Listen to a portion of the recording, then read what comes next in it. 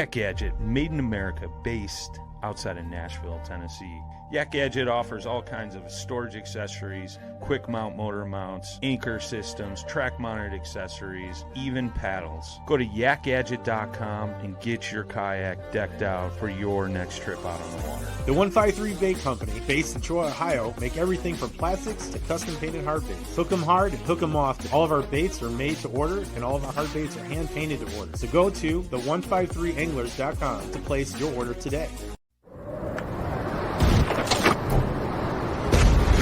To hell and back is in the job description.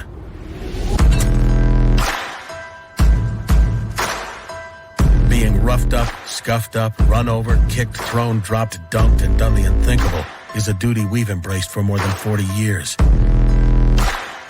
Through superior engineering and constant innovation, only Pelican has conquered the chaos a life of ambition can dish out. And we've done it to empower you.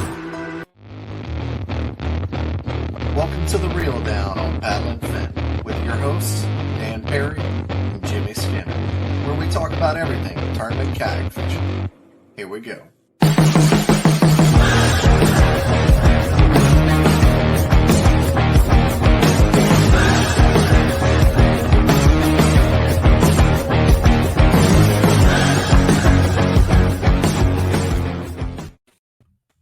Hey everybody, welcome back to The Reel Down on Paddle and Fin. How you doing, Jimmy? Pretty good, man. What's going on? Not much. You got the Roku channel in the background. I just realized that. I forgot to finish what I was setting up. I want to do that real quick. Oh, man. Do you do any fishing this weekend? You went to Inland, didn't you? Yeah, we had our little Iron City tournament. It was 22. I was surprised it was 22 people because people do not like to fish inland. It's a beautiful little lake, but it's tough. I got sixth. I did okay.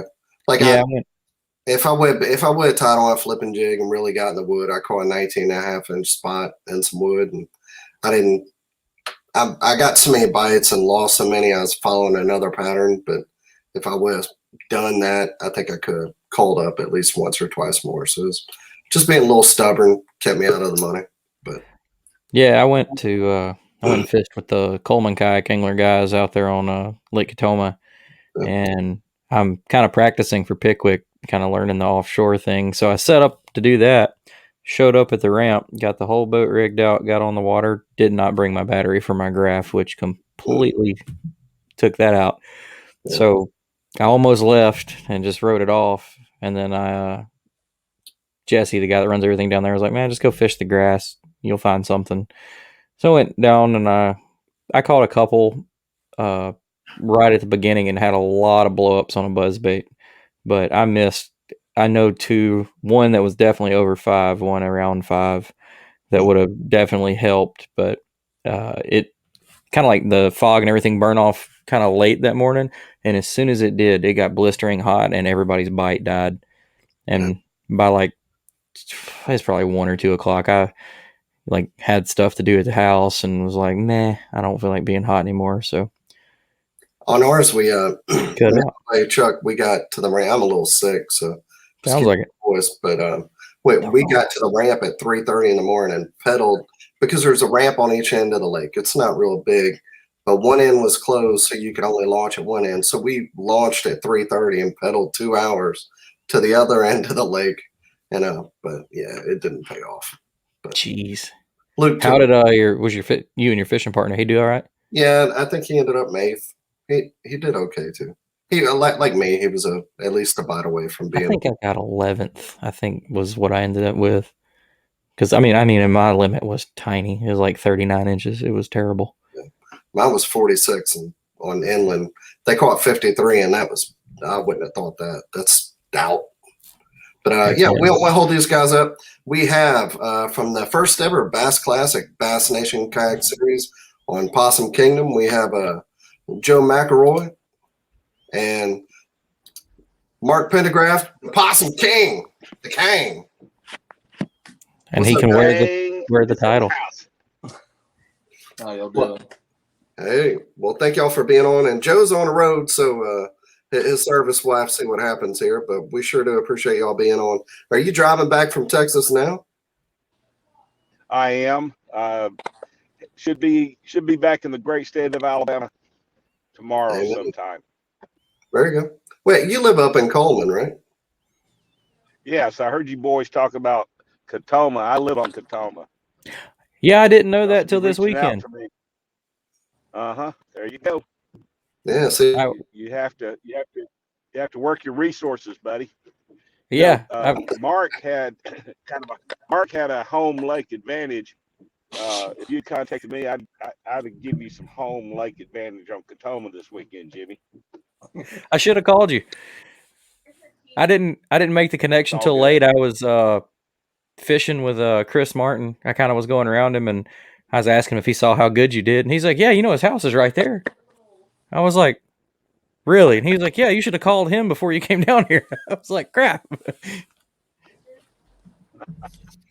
all right. Good. Well, congrats, you guys. I know we don't want to hold y'all up too much tonight, but congrats on the tournament. I mean, it's got to be crazy to watch. Everybody watched it. We were all following. It was the most exciting kayak tournament to have ever happened. I mean, With some ridiculous numbers. Yeah, there's been a lot of great tournaments, but for not having live, I think we were all just plugged into Tourney X, refresh, because it was so exciting. It was like y'all hit it a great lake, hit it at a good time, and y'all absolutely showed out, and you got two big, beautiful trophies to show for it. So we'll go ahead and start with practice. Start with you, Joe. How did your practice go? How much did you get to practice? And tell us about it, man. Well, my wife and I arrived at PK on Friday. We checked in basically Saturday. We drove around looking at ramps, trying to figure out what the mud line was going to do to the lake. I'm not much of one to fish in chocolate water, so I was trying to identify areas where the water had a little color to it, but not completely chocolate. So the areas that I had planned to fish were Cedar Creek and Caddo Creek for the most part, and tried to find access points to those. I figured that with all of the kayakers having readily access to some of to the mid lake, I just thought I'd get away from everybody and try to find some pockets where I could kind of be by myself. Well, that all went out the window when the rain started, and it flooded roads, blocked roads and access, and pretty much backed me in a corner as to where I could fish. We were staying at a condo right above a ramp close to the dam, and that water seemed to stay fairly fishable, in my opinion, late on the third day of practice. I only put in maybe 2 hours of practice on Saturday. No, not Saturdays. Sunday, and then the last day of practice, I put in a couple hours. But I was able to sit on my patio and watch all the kayakers coming in. So I had set up a spotting scope, so I was just kind of watching who was coming, how they were doing, and I didn't see anybody catching fish. But one of the things that I did notice is nobody was skipping docks. And with the sun being high and hot, I figured those fish would be under those docks, and I did find them under there. So that's where I started. I had planned to start on day one. Okay. Possum PK, how about you, man? I started at the state park. I was planning on camping there. So when I got into town Sunday, I threw up my camp real quick and hit the water right at the boat ramp. And I don't know if you can hear the kids in the background. They're going, yeah, that's all right. Out there. we all got little one doesn't want to go to bed, it sounds like. I hear you. Big I brother got was one trying to 2 help. floors up that's doing the same thing, I'm sure. But I hit the state park, and I fished the roll there, and I went into Possum Hollow and Fox Hollow. And I found decent fish, but the water there, it was starting to clear, and I knew a storm was coming. And that's one of the areas that dirties up first as quick as possible. So I was like, no, I'm not going to do that. So Monday morning, I was like, I'm going to wake up, and there's some areas that I want to check out, because the 2 areas that I normally fish, they were completely muddy by the time I got down there. And I was like, well, it's only going to get worse from here. I'm not even going to touch them. Then Monday morning, storm hit, tore apart my campsite, ripped a hole in my tent. So I had to go get an Airbnb and didn't get on the water till like 11. Jeez. So I headed over to a ramp right there by the house and saw about 50 kayak trucks in the parking lot. I was like, hell, I'm going to fart around here for just a little bit. I'm going to go look somewhere else.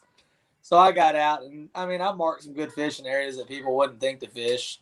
Scotch touched on them a little bit on the round table, but we got a local trail coming up, so I might have to utilize that. So I'm not going to give up too information on that. Yeah. But I bounced out to the bluffs out of there, and I ran bluff walls out there, just using my side scan, picking fish that were suspended up on the bluff walls. And I found a really good pattern doing that, and that was my game plan going into day one. So.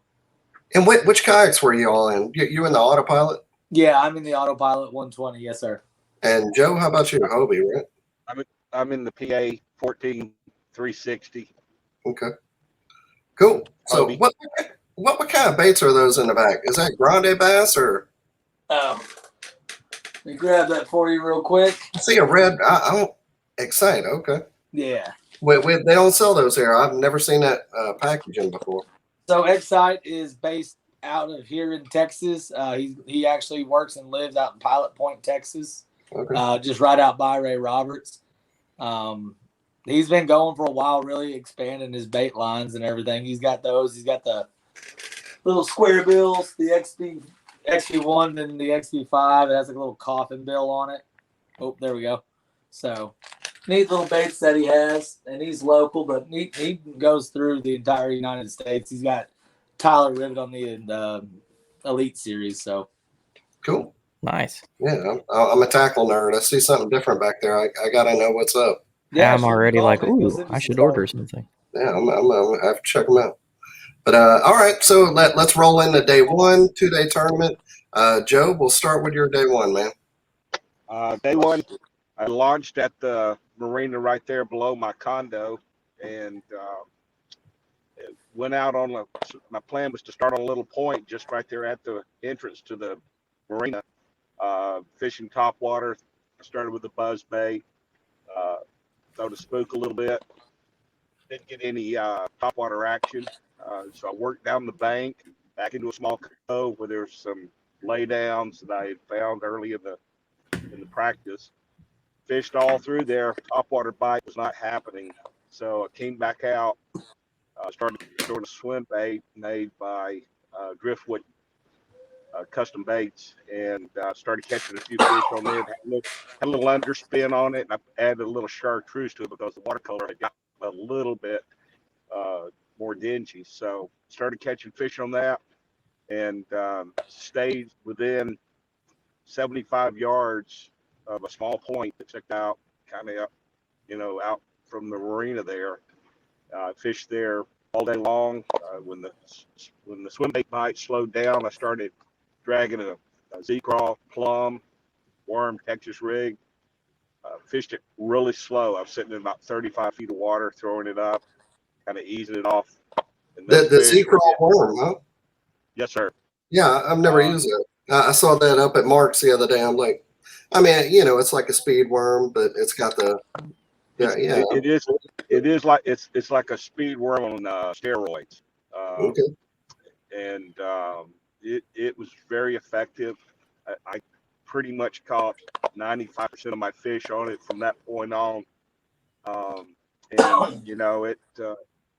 it was a slow bite, but but when they picked it up, they intended to eat it, and they would go straight to that deep water every time.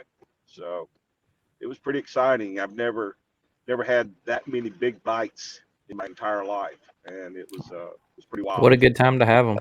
Yeah, the absolute right day, right time. And just to go over what your day one numbers looked like, your day one was 107.75 inches with a 22-inch big bass and 4 over 21s. I mean, that's a day. Like, I was watching the leaderboard. I think you had 102 or 103 when I first checked, and was like, oh man, my buddy's up there. He's on top. finished our lunch, picked up my phone again, and was like, "My God, he's at 107. What's happening?"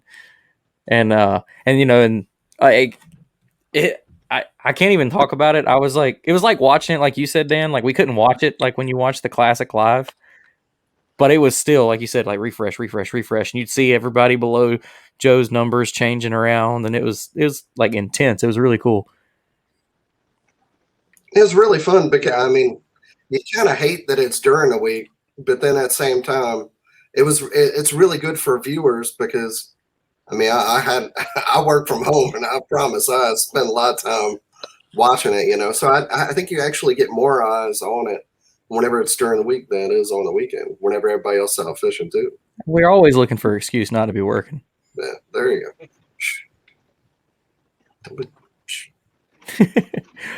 Hopefully You definitely had an awesome day, and so did Mr. Possum over here. Oh man, Mark, your first day, you were fourth with 97 inches, so you weren't. I mean, 10 inches was a gap, but a 2-day tournament that puts you right where you need to be. So, how'd your day one go? A lot different than Joe's. I didn't find a good bite till way late in the day, but I launched and I had found some decent fish off a main point outside of my marina, kind of like Joe. And I showed up there, and as soon as 6 o'clock hit, I started making my cast with my walking bait, and just nothing was there. Fish were popping, and just nothing was coming up. And I worked a little bit, moved both sides of the point. And once the sun got high enough, I could see that my water clarity had changed over the last day because I didn't touch that place on Tuesday. I didn't even go look at it. And I ended up at that parking lot of 50 people on Tuesday just to go explore some more and want to know why they were all there. But the water was muddied up. I threw on a crankbait. I couldn't pick them up off of that point. So Hell's Gate was about a mile down the lake. I was like, I'll just cruise on down there. I know there's fish in there at all times. And I went down there, and I was able to scrounge up some small fish. I think I got a 12, a 13, a 14.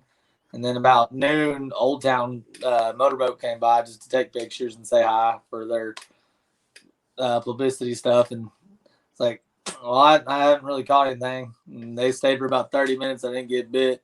They turned around to leave, and I hit it to a little bluff wall out in front of the creek I was in and hooked a 17.75. Told them to come back, take a picture real quick.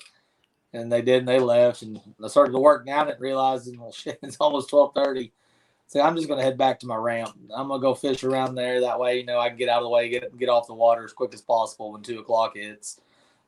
Made it all the way back to my ramp. I stopped and scanned some stuff on the way in, but I got back to the ramp about 1:20 and ran into Justin Paracloth over there. And I was like, hey, man, I'm just going to throw it the ramp, waste my time.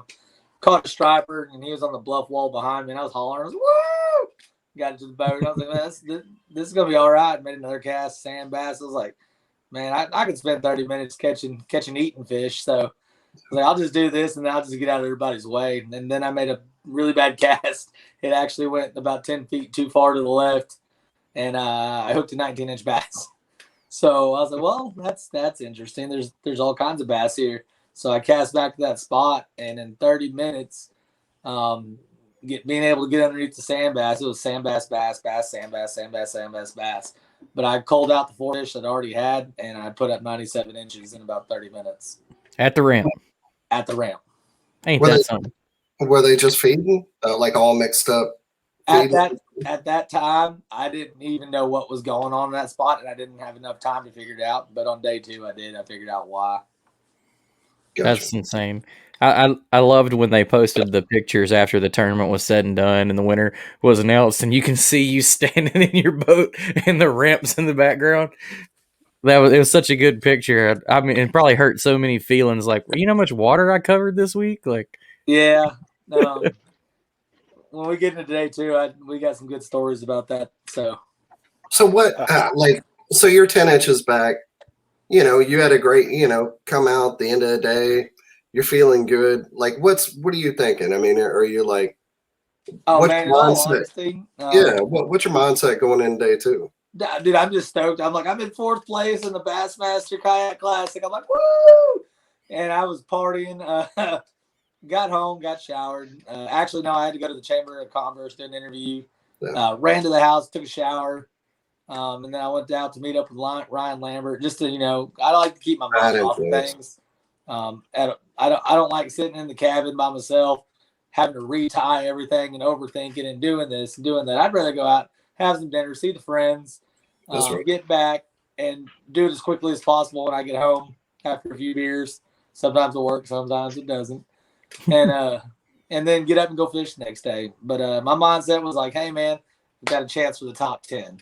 And I even made a video the morning of the day, too. I was like, hey, sitting in fourth, I found myself right here. And I was like, I'm going to have to swing big if I want to win it.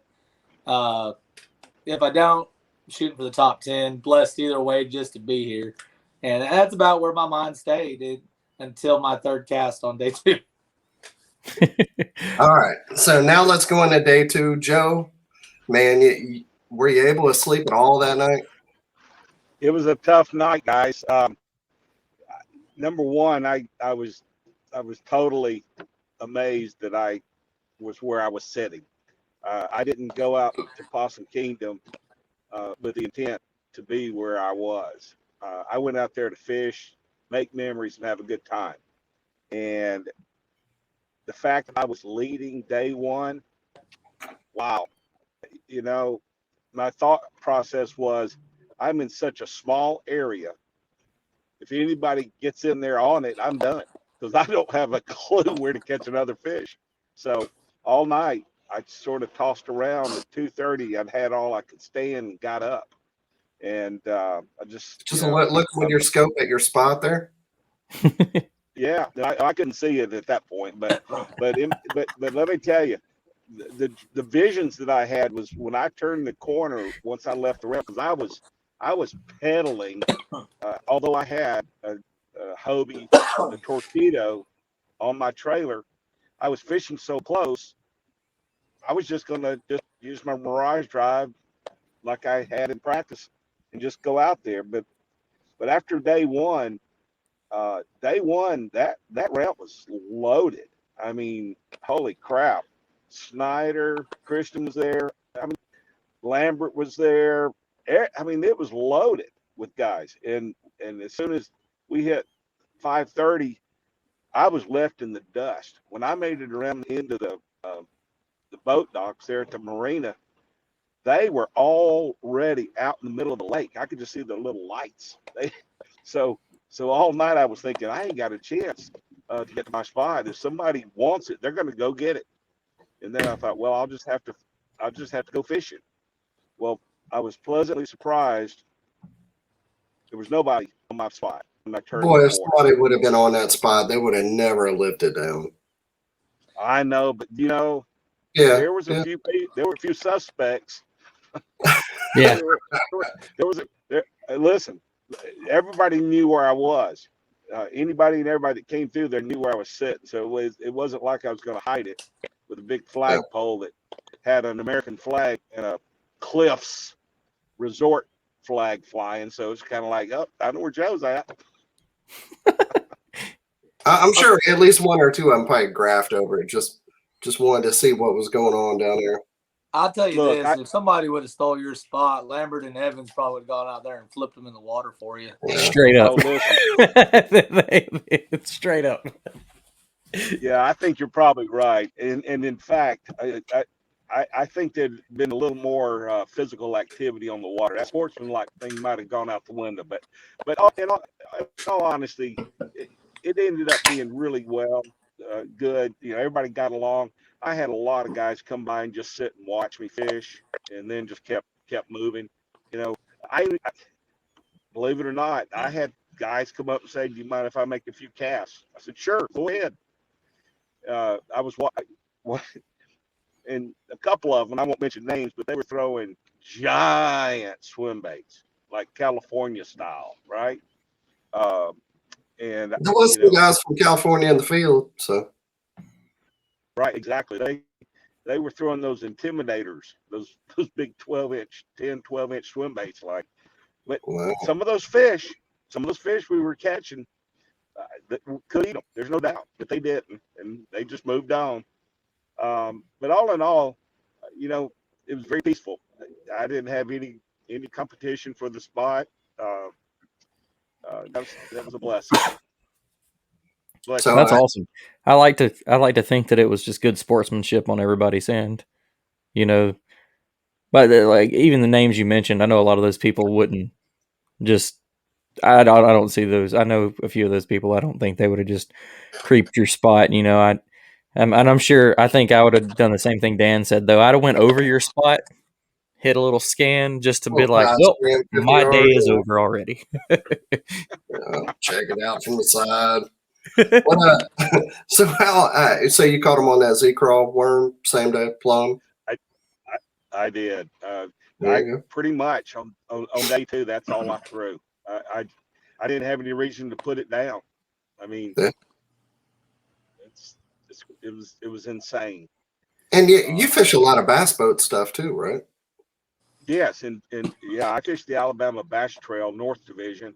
In fact, I'm Wow. headed home because I got my last glitter boat tournament with ABT on Saturday on Neely Henry. So I'm going to get home, unload my yak stuff, get the Ranger loaded up for a day of practice and tournament on Saturday. Get that swim jig fired up. That swim jig buzzbait right now, right? Yeah, it could be over there in that little Coosa River grass. You never know what might show up there. Yeah, that's why I'd be throwing our Neely. We had our we do the KFL thing in our KFL team. Our home lake is Neely Henry, and we beat a Florida team that came in this weekend. Yeah, the Hammerheads. Is that, that's us. Is that the one that Coley was with? Yeah, Coley? Yeah, McGowan. Yeah, he's on the team. Mm-hmm. Yeah, Did he carry his won weight? out. Did he carry his weight? Yeah, I didn't fish. I was off this weekend, but he whoop. I mean, he's one that he didn't get big fish this week, but yeah, I mean, he helped to carry the team for sure. Yeah. Oh, wow. Cool. Yeah, that's crazy. I'll have to restock on some of those swim jigs. Yeah, well, holler at Coley, man. He'll hook you up. All right, Possum Kingdom. Possum King. I always think that Toady song whenever I hear Possum Kingdom. It's Possum Kingdom. That's about the lake, so it's a good time. All right, so day 2, Magic Day, man. Tell us about it. Day 2, I get to the ramp. I pretty much know there's the same 4 or 5 guys are going to be there. My ramp wasn't loaded full of people like Mr. Joe's. Thank God, it never is. I mean, it might be now because everybody knows where I was. Hey, you passed your check, man. That spot's done. Yeah. Were y'all in the same region of the lake? What? No, so y'all were on different ends, or? No, we were both in mid lake. He was just a couple miles down. I was just closer to the dam. Yeah. He was down in the cliffs. I was a little bit more mid lake where I was. So I figured so dam. You went down there because you were looking for the cleaner water towards the dam, and that's what started to put you in that direction. For Joe or me, I was there for sure. Yeah. Okay. I went down there and pre-fished, like I said, on Tuesday because there's 50 kayakers there when I saw it on Monday. Yeah. But Tuesday I went back in there just to find out why everybody was there. And I knew they were looking for the clean water. But with that many people there and so few little places, I mean, you'd have to find the gym. Joe found that. My spot muddied up, but I really didn't have a fallback plan. So I was like, all right, well, I'm going to go back to my boat ramp. Those fish were stacked up there pretty good day 1. We'll see what happens. I get to the ramp, and Justin Fairclaw's already there. Say, hey, I see you made it. And I was like, yeah, I'm here. And there's the old boys at the top. His name's Daniel. I can't remember his last name. They call him Pro Neighbor. But he was there, and there's another guy in a Hobie with his wife, and they launched there. And then these two, I can't tell you where they're from, but they do sound about as northern can get without being Canadian. But they showed up, and they're like, hey, we're just here to sightsee. We sucked yesterday. We're just hanging out. I'm like, all right. It's nice to meet you. But right before launch, me and Daniel, I talked to him, and he had left at noon on day 1 and left our ramp, and he had caught a 20 off the boat ramp before he left, and I was informed about this. So I wanted to inform him that I said, hey, I know you. But why did he leave? Huh? If he called it 20, why did he leave? I don't know. I guess he had his game plan. He stuck to it. I mean, shit, he ended up in the top 10, so he knew what he was doing. Yeah. But I leaned over right before launch. I was like, hey, man, I know you caught a fish here. I'm just going to let you know I'm not leaving the ramp. We can share water. And he's like, no, I'm good. I'm going to head out. I was like, all right, see you later. And Wow. 5:30 hit. Everybody hold ass, except for the two Yankee boys that showed up a little late. I sat there and watched them unload their stuff for 30 minutes. It was interesting. But they finally launched, and it was like 5 minutes before first cast they got out of there. And first cast hit, and I made 2 casts. And in different videos, I'm pretty sure it was my 3rd cast, but I've said 4th and I've said 2nd. But I made a cast and it landed right where I thought. I was like, that's the money shot right there. And I made about 6 cranks on it, and it felt like I set the hook into a bag of concrete. Turned out to be about a 9-pound, 24-inch fish. And it got me all riled up. And landing that fish, I was like, all right, so this is how my day is going to go today. And at that point, I was like, I'm going to grind and grind and grind until I catch every fish on this boat ramp. And it was almost cast to catch almost every time between sand bass, striper, and the black bass that were living there. But I got to 24, and then I went 17, 15, 16. I got popped to 23, and then I got like a 22. Then I caught a couple more 16s, got 2 19s. So I had the 24, the 23, and I think it was like a 21 or a 20 on there, and the 2 19s. And the bite slowed down, so I started throwing out a drop shot and everything. And is that whenever you had like 100? I think you had like 110 at that point. I think I was at like 107, 110. Yeah, I was getting all kinds of early morning messages wondering why the hell people were awake this early. But so many people hitting me up on Facebook and Messenger and just like, yeah, you're killing it. And one of my friends had made a joke. They're like, well, you're going to lose unless you call those 2 19s out. And I took that friend. Yeah, right. That guy sucks. He's actually a good old boy. I talked about him earlier. Dang. But brutal. He told me that, and it's a group chat, and there was a couple other dudes in there. They were all just poking fun at me because I just waxed them for the first hour and 20 minutes. But the bite died down. I went to drop shot, and I caught so many 15 to 16-inch fish. It was unreal. I was like, well, where's the big one? So I finally just backed off the ramp and sat there. And let it cool off for a while. Yeah, I let it cool off. I moved around. And then I started fishing again and caught some sand bass, caught some more smaller bass. And this dude in a black polo was there that morning when I caught the big one, or the second big one, the 23. And he had come back and he was sitting there and he was like, hey, so you haven't left? I was like, no. I chit-chatted with him, and it got to the point where we were talking. I just put up the rod and motored over back up to the ramp and sat there and chatted with him for about 30 minutes. And then I was like, I probably should go back. Turns out he's like the owner of the Roses franchise or something. So he was a really cool dude to talk to. Made some more casts, and I ended up catching a 20 and a half or 20. Yeah, I think it was 20 and 3/4. Pulled out one of the 19s. I was like, oh, shit, big fish moved back in. So wasted about another 40 minutes casting, didn't get bit. So I backed off again. The camera boats were there, so I chit-chatted with them. The marina employees were walking everywhere. I talked with them. And I got busy over there at your little ramp. It's like what Randy. What's Randy? Whenever he won the dude with the flat top. Randy is. It's just like him winning the classic on a bridge. People watching from the bank. That's that's awesome. It was, and I was getting just a chit chat with everybody because I was in no hurry. I mean, it wasn't even 8 o'clock in the morning yet.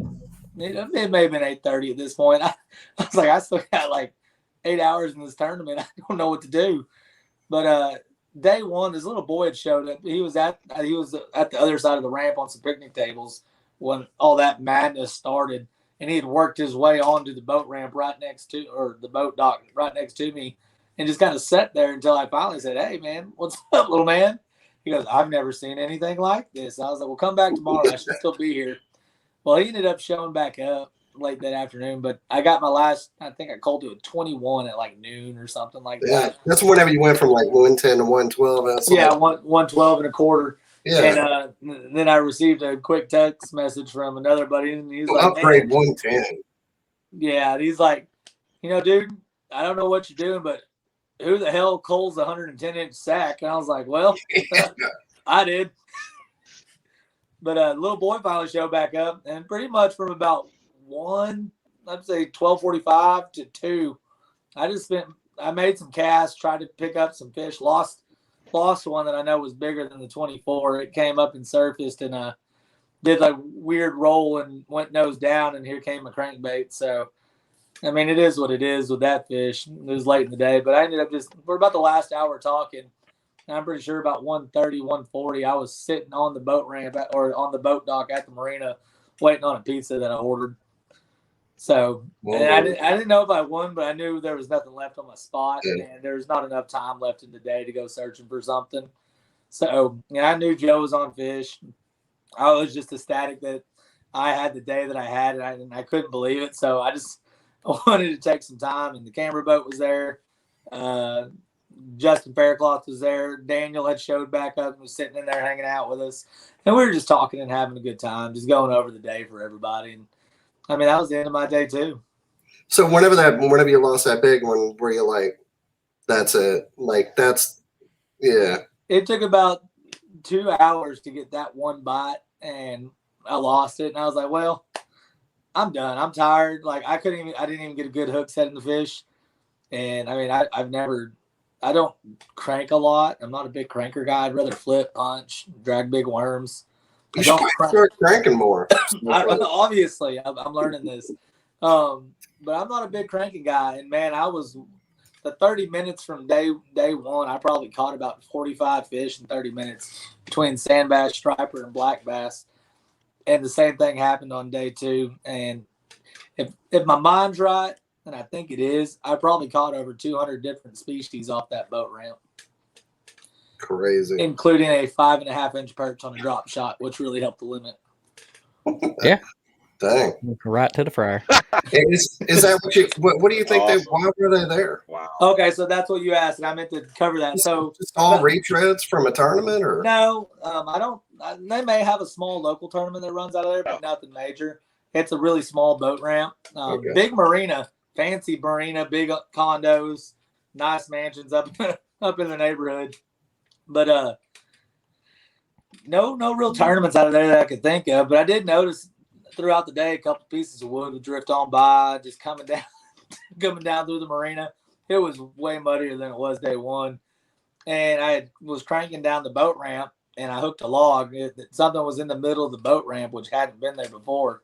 And right when I did that, I realized that there was the current that was being drawn by the gates open was coming right down that bluff wall over the top of that ramp. And the black bass were tucked on the left side. The sand bass were in and out of it the whole time, and the stripers were on the right side. So they're just all in there. And I saw a picture. Somebody had told me they had researched the lake, and they had seen a picture of this boat ramp out of the water. I was like, cool. After the tournament, I kind of Googled it. And it is really just a solid concrete structure that they can just hide on. So that's awesome. Well, y'all both had killer days. We didn't say the number. You were running through the fish, but just for anybody that's listening that hasn't seen, Mark ended up with 112 and a quarter on day 2. And Joe, I watched yours close, and you kept culling, and you got up to 101, which is, how often do you have a 100-inch day and, not be the top guy? Yeah. And then Brad Case actually was just a little bit ahead of you with 104. Let's go back to the totals. So the total for the weekend, Mark, you had 209 and a quarter inches, which is absolutely ridiculous. And Joe, you gave him one hell of a run, and you came in right behind him with 208 and 3/4, half of an inch. And you can't even be upset about it. The fishing was so good for y'all. No. It was. Man. Yeah, that day too was unbelievable as well. I lost 2 giant fish. Had a 22.5 incher on my board, about to snap his picture, and he flopped and went down through the hole where my Mirage drive was supposed to be. My 360 belt got jammed up, so I had to pull with some assistance from lunch money. I had to pull my Mirage drive out, so my hole in the bottom of my kayak was open, and that fish flopped and went through that hole. And that would have been just about a 3-inch cull. Sad at first, but then I thought, yeah, there's 2 days like that. There's nothing. I mean, you can be mad at what you missed, but if it's your day, if it's supposed to, yeah. No, guys, I was not mad. I was. I didn't get upset too much about it. I'd lost a bigger fish earlier, broke off, and he was 10+ pounder. He jumped around me with my worm in his mouth for a couple of hours, just saying nanny nanny poo poo to you, big boy. Well, man, you're sitting by the side. You're sitting by the side of the road. We can't hold you up anymore. You're trying to get home to your family. You have to tell us. It wouldn't be right if we didn't say anything about. I mean, out of unbelievable gesture, out of the kindness of your heart, you donated your winnings to one of the other angler's sons. Can you tell us why you did that, and tell us about Save JT? Tell us about it. And everybody who's listening, if you don't know, KBN's putting together something right now. You can go to savejt.com and you can donate. And they're going to do a raffle for a lot of different things on KBN. So go over there and check that out. But tell us. Right before you tell us, we'll have the GoFundMe link, and I'm going to have their website link. They have a website, Save JT. Explain to you what the little boy has a very rare condition called TPI. You can look into that, and they talk about what it is. There's only 70 known cases, and only, I think, 5 to 7 people currently that have the condition. Super rare. But yeah, go ahead, Joe. Well, guys, let me tell you, I didn't know Jason, but when we went to the Chamber of Commerce, the top 10 showed up, and he told his story, and man, it really touched me. And then we get up on the stage. Jason gets, he's only fished a couple of kayak tournaments in his life. One of them is the Classic. So he's up there, and he talks about his son and the research that's being done. He placed 7th in the top 10, which was phenomenal. And I had gone to Possum Kingdom with the attitude to have a good time, catch some fish, make memories. But God blessed me every single day I was there. And the fact that he gave me an opportunity to end up in 2nd place and get a check, I knew there was a purpose for that. And after he made his little speech there on the stage, I knew, because I was being nudged a little bit in my heart and in my soul, to donate that money to his son. And that's what I did. And so it was an honor to do that. And I think it's really been a catalyst to our family of kayakers across this country and others. I think more and more people are starting to make contributions, and I know we're planning a benefit tournament that I think will also raise a lot of money and awareness. But it really was just a blessing given to me that I passed on. That's it. Well, good job, man. I mean, that it definitely helped. I was checking their numbers before. They on their GoFundMe, they have a $250,000 goal, and they're over halfway there. And seeing it this weekend, you can even see that there's been a sudden increase in donating. And Ryan Lambert and the guys putting that together, it's gonna continue, and we're gonna post it, and it's gonna bring good fortune for them, and hopefully show what kind of people are in our industry too. That everybody's in this together, and we all got each other's backs.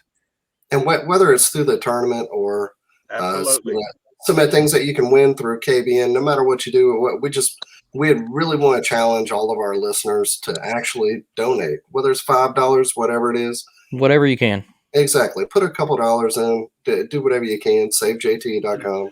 Go do that. Don't talk about it. Just actually do it. Well, I'm 25,000 people donate $1. That's a big move. That's right. It's a big one. I'm going to donate a deer hunt to one of my farms up in Western Kentucky, Dreamland Hunting Club. I think that will be an opportunity to raise some money, and I might even do the guiding. We'll see. Also, Ryan's buddy Aaron Lewis, he rubbed shoulders with some of the right people. He's donating a guitar, a concert backstage, and a meet and greet. So, I mean, if you've never seen Aaron Lewis in concert, back when he was in rock and roll or when he's moved the country, that man puts on a show. So it's worth the time to meet him. That's right. Stain's back on tour again. But they I was big in Stain back in the day. But they that's how you show your age right there, buddy. Well, it's okay. Hey man, Dysfunction, that was a great album. But I was in the Puddle of Mud myself. There you go. But man, I donated a guy trip, but I don't think anybody would with me. I donated a drinking trip. I mean, take it to local bars. Yeah, maybe a Possum King. Maybe we should put on a guide trip for our holes. Well, we wouldn't have to go far for either of them. I'm good with it.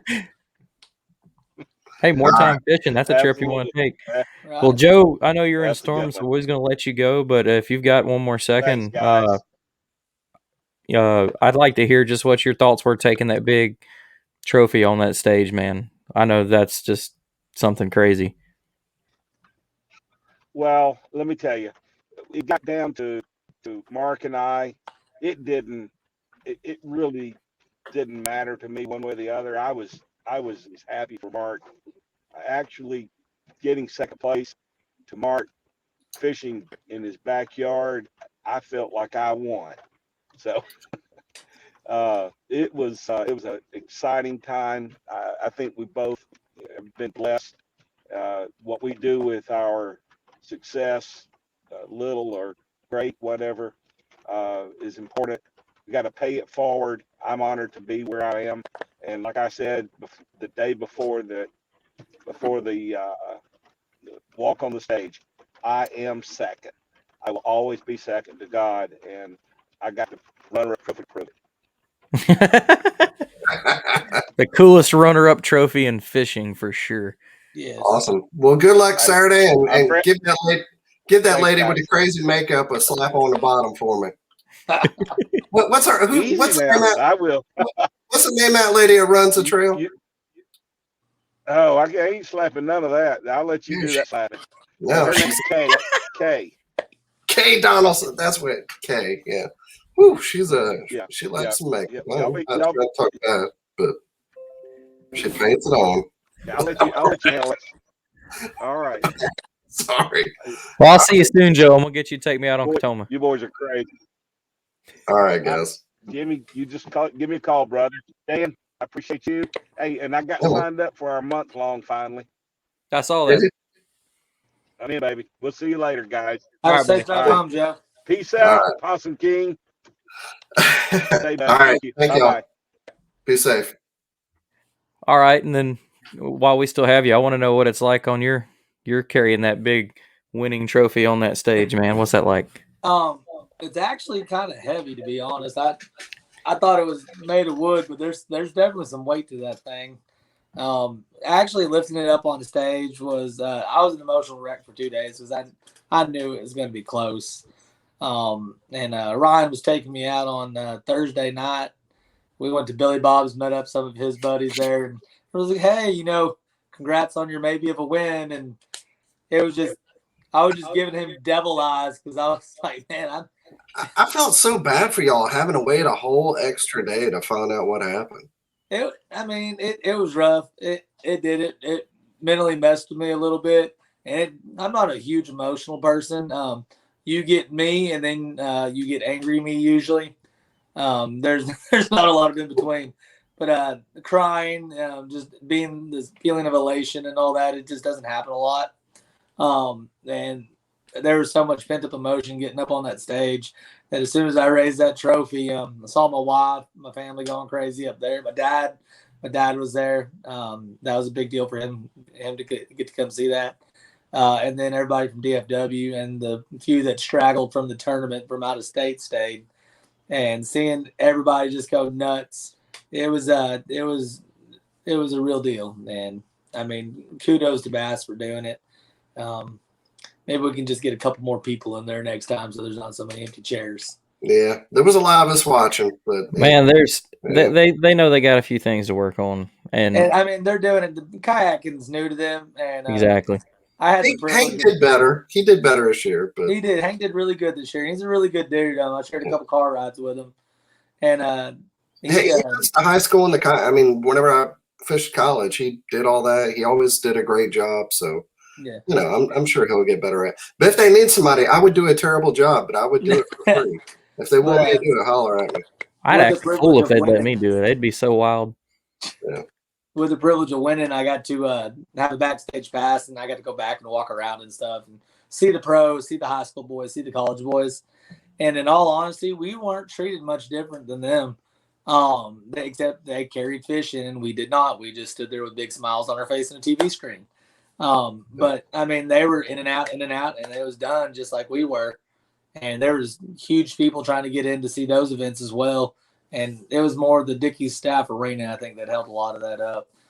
They're like, nope, 3:00, you don't move till 3. And hell, my wife even got stuck outside, and they had to send Bass people after her to get her and my kids inside. Wow. But I mean, kudos to Bass and Hank, Dwayne, Patrick. Oh my God, Dwayne and Patrick worked their asses off the whole week.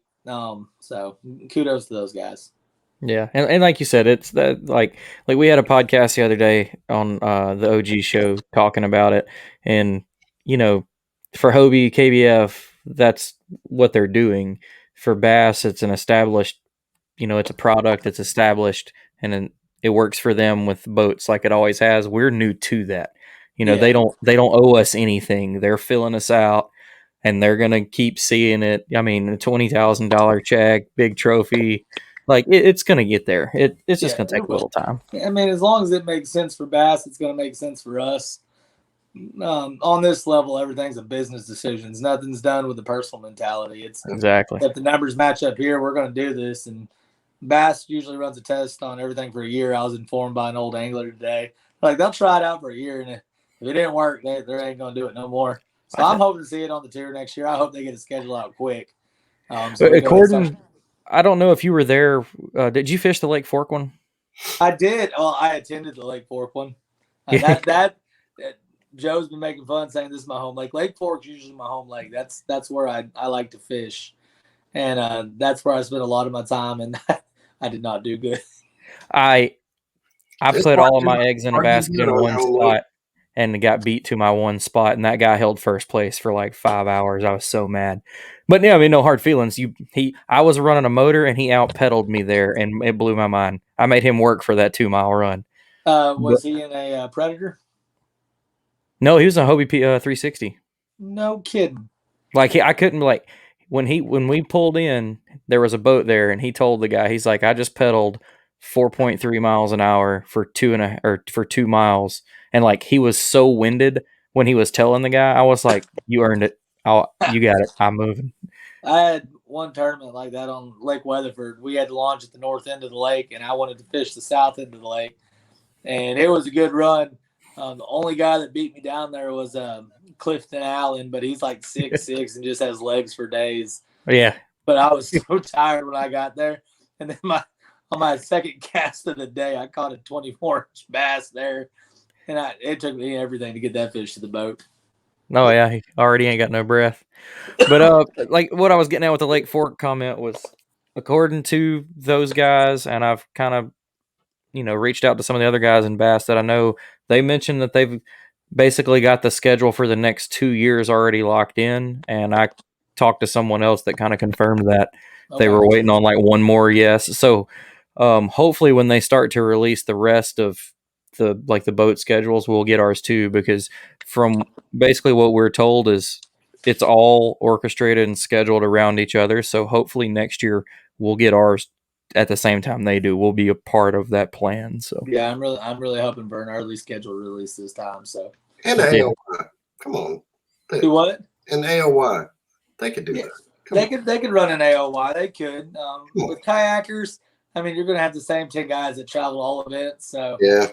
it's not like the Pro Tour all go. It's going to be you get. I mean, state. It's tough.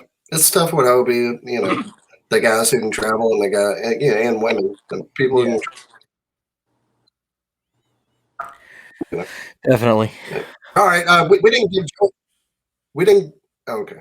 We didn't give Joe a shot because we were trying to get him back on the road. But is there any, before we let you go, is there any sponsors or anybody you want to talk about? Anybody that makes kayak fishing easier for you? Yeah, definitely. The person that makes it the easiest is probably going to be my wife.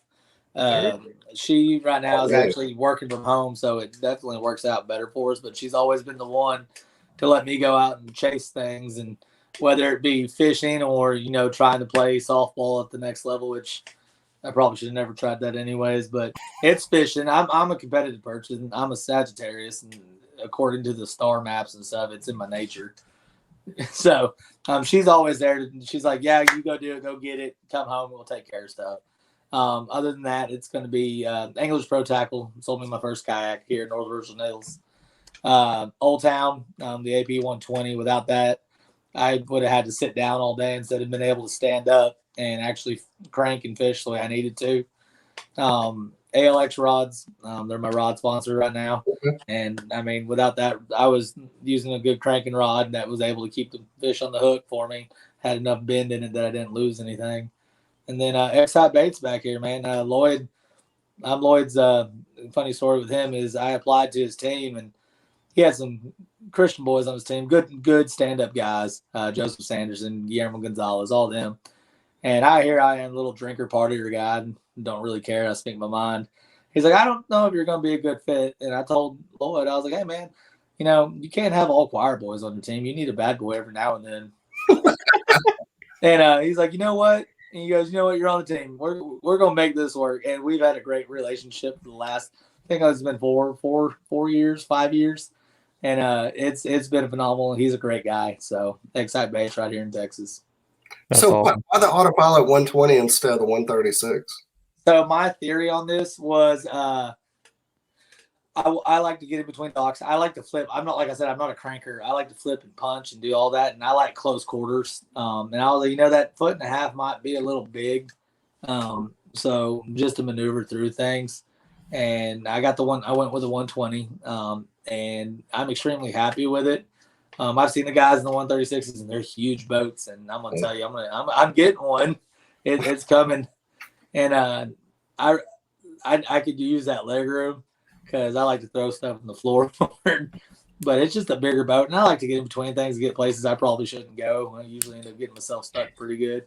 The tank well on the 136 is insane. One of our hosts has got one, and he has the Yak Gadget crate and then a black pack, back to back in that. The rear well is the same on both boats. I can fit an entire cooler back there, which is really neat. All I did was shorten the deck space. And after standing up, cranking, and moving, if I could have taken like an extra 2 steps to the front of the boat, that would have been crucial. But I was standing where I needed to stand in my boat where I could. So yeah, if I ever plan on cranking again, I'm gonna be doing it out of a 136. I have a Predator now. I had the Sportsman, which I kind of like both of them equally. I'm a little bit heavier, so having that stability is great for me. But yeah, I think next year I'm gonna get the 136. Add that in, and I have another one, and then it'd be fun to put my kid in the back. It's so big, so we can go crappie fishing. Man, your kid could party in the back of that thing, dude. Yeah. It's so big. I've got a 136 Sportsman big water as well, so that way I can switch back and forth for Hobie, pre-fish with a motor, and that's right. Fish tournament days with pedals. And I got my riverboat, so I got you got to have 3 now. So yeah, true. I'm so ate up, man. Those are rookie numbers. I think I've got 5 outside right now. I can't fit. I don't have anywhere for them, or I would. All right, my guys. I gotta jump off here real quick. I appreciate it, man. you having me Yeah. on. Thank y'all so much. Be good, Yeah, man. man. I'm was so great glad talking you with y'all. were able to come on. All right, good deal. Well, let me bring this up. I don't have it ready. Oh, That was Lord. an exciting tournament, man. I hope that we get some TV coverage of it one day. We're growing. Things are going. People can't afford, dude. We live here in Alabama. We know how people are. People don't make that much money here. The cost of inflation's going up. More people are going to be getting at kayaks, if anything, and it's just going to put more of an emphasis here on people getting into kayak fishing. It's going to become bigger, and bass. I think things like that happened. Yeah, I think things that like happened this week. It's up to the anglers to make it, more known to these bigger entities. Having a good show turnout for that event. Those guys having ridiculous days. I mean, those are probably 30-pound bags. Yeah. 112 inches. Stuff like that'll get noticed. And then with the kayak industry booming and kayak sales, it all just makes sense. Like with you seeing like Old Town and Vibe signing better kayak deals with box stores to carry their stuff. As much as I don't like that because I like our outfitter setups and stuff like that. Like that's just the first steps of it. Like these big companies are going to take notice, and Bassels, when they start to see that there's going to be a return from it, that there's a viewing and a following, they'll put their money there. I mean, that's just how business is. You gotta know that's got to make you $1 before you can drop some big money on it. That's right. All right, so let's talk about tournaments from last week. First, we had the Kayak Anglers of Western Pennsylvania on oh Lord, I can't say this. Matone River Reservoir. I don't know. That sounds crazy, but y'all fished it. First place, Jeffrey Rabbit with 88 and a quarter, Bob Hammond with 85 and 3/4, and Job Dabney with 84 and a quarter. West Virginia Kayak Anglers, they were on Greenbrier and New Rivers, same place that a KFL should have happened. 78, and I want to talk about that. 70 anglers. First, Rick Goff, 72 and 3/4. Second place, Storm Carver, and second with 71 and 3/4. And third was Joe Farley with 71 and 3/4. New York KBF on Endicott Bay, Endicott. I'm sorry, it's got a Q, but it's Endicott Bay. 36 anglers. Joseph Barnett in first with 84 and 3/4. Pat Vermont with 84 inches, and Scott Reynolds in third with 78 and 3/4. Buckeye Kayak Fishing Trail on Centerville Lake. I think I said that right. 46 anglers. Brock Spencer won that one with 84 and a quarter. Robert Weicker in second with 76, and John Now with 71 and a quarter. TVKA, they had their Hammers tournament on Chickamauga. It's 42 anglers. Chris Lowe in first with 58 anglers, 3 fish limit. Paris Edwards in second with 57 and a half, and Big Steve Owens with 57 and a half in third. Kayak Anglers in Missouri on Stockton Lake, 42 anglers. Jason Yazitsky with 84 inches. Second place was Adam Witt with 82, and Billy Reynolds bringing up third with 81 and a half. All-American Kayak Series on Lake Kansas, 41 anglers. Jay Schwarzkopf, like Storm and Norman Schwarzkopf with 94 and 3/4. Chad Davison second with 91 and 3/4, and Colt Volker, it's a fun name, Colt Volker with 90 and 3/4. Oklahoma Kayak Anglers, they had a Road Runner, 71 anglers. James View with 84 inches. Jack Miller in second with 93 and a half, and Danny Bowen with 93 and a quarter. A lot of big numbers this week. Minnesota Kayak Fishing Association, the Chris Nelson Memorial Tournament, 75 anglers. Tong Mua with 91 inches. Hugh Vang in second with 87 and a quarter, and Daniel Zimmershield with 87 and a quarter. Next up, Oregon Kayak Bass Fishing. Another time, y'all are fishing at some weird places. Multi-knot, Multnomah. Multi-knot. Sure. Well, no, I'm not even going to try. It wasn't a bay. It wasn't a lake. It's a channel. So there you go. 30 anglers fishing the channel. First place, Matthew Burdick, 72 and a half. Dalton Manning in second with 70.5, and Daniel Clark with 68 inches. Cincinnati Kayak Fishing, Brookville Lake, 34 anglers. Chris Anderson first with 50.5. Bert Gothis with 48.25, and Brock Spencer with 48. Last but not least, Wild West Bass Trail out in California on Don Pedro, 70 anglers. Taz Mua first. That dude is, all three of these names you hear every single week. Taz Mua first with 86.25. Vinny Dow with 85.5. And my guy, who's on my fantasy team, but Wild West Bass Trail does not count, Damian Tao, because he is always in the top 3. He has to be one of the top 5 best anglers in the country. That dude needs to move to this part of the country. Yeah. Let's move it. Or somebody needs to give him a sponsored deal where they like cover his traveling or something. Yeah. Hey, let him come dominate this side of the country just to see if he can do it. It's time to move over to Bud. Because, I mean, there's a lot of great anglers, but that dude would be in the top 10. He would definitely be a new name. Yeah. But all those numbers, everybody it seemed like was having the 80s, 90s, good days all around the country. And it makes me sick about how my fishing went last weekend. But Joe said it, man. I didn't get the intel. I didn't know. Little lake, a lot of pressure on it. Like 5 miles. It gets a lot of pressure, but it's all 25 horse and under boats, and you can find it. Like, and I didn't even show up on time. Like, those guys got in the water at 4 o'clock. I didn't show up till 7:30. Yeah, I had a long work day and was not getting up on 2 hours of sleep at 3 a.m. and driving over there. And after I missed those 2 on the buzzbait real fast, I was like, oh my god, it was a morning deal, and I've missed it. And because about right at like 8:30, that top water went away. That's whatever. All right. Well, there you go. That's all we got. Y'all have a good week and be safe. And congrats to the winners. First ever Bass Classic. That's what I'm calling it. Big trophy. That's awesome. All right. Y'all be good. Wear your PFDs and see y'all next week. Good night, everybody.